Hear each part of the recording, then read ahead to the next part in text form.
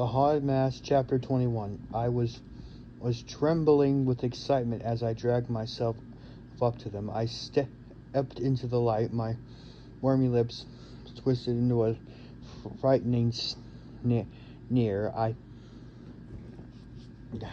stared from one to another, giving them a chance to see my terrifying face, giving them a chance to see the spiders crawling through my hair, the worm hole in my tooth, the patch of skull poking up through my running scalp.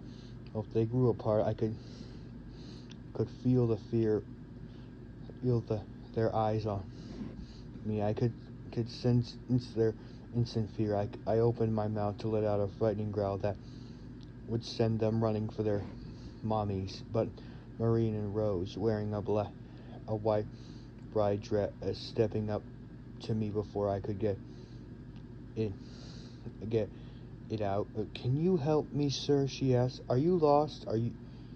One of the ghosts asked. "Do you need directions? Can you help me get somewhere?" No, this wasn't right. This wasn't the way I planned, and the way I dreamed. Maria took my arm.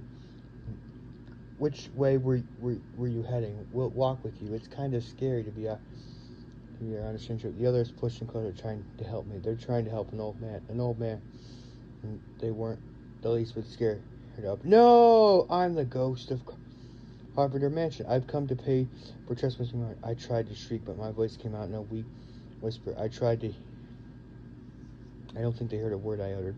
I gotta scare them, I told myself. I got to. I raised both hands together in the air as if I planned to strangle them. My cane flew out of my grasp. I lost my balance and over backward. "Oh!" I let out a groan as I hit the sidewalk, sitting up. They all cried out, but not in fear. They cried out because they were worried about me. Helping hands reached to pull me up on my feet. "Are you okay?" "Hey, here's your cane," I recognized Doug Benton's scratchy voice.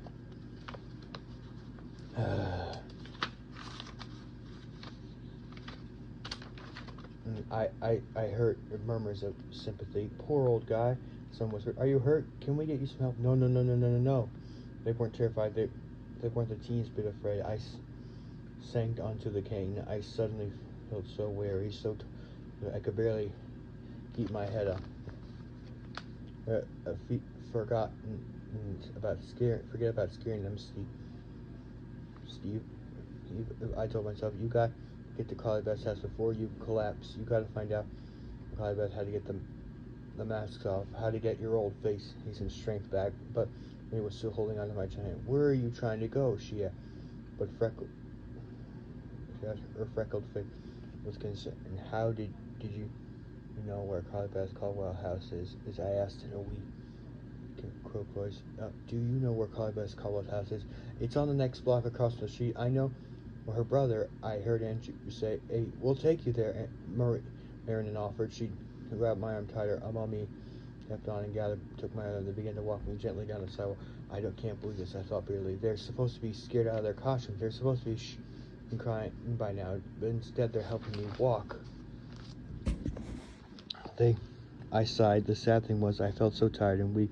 I couldn't have made the car back as without their help.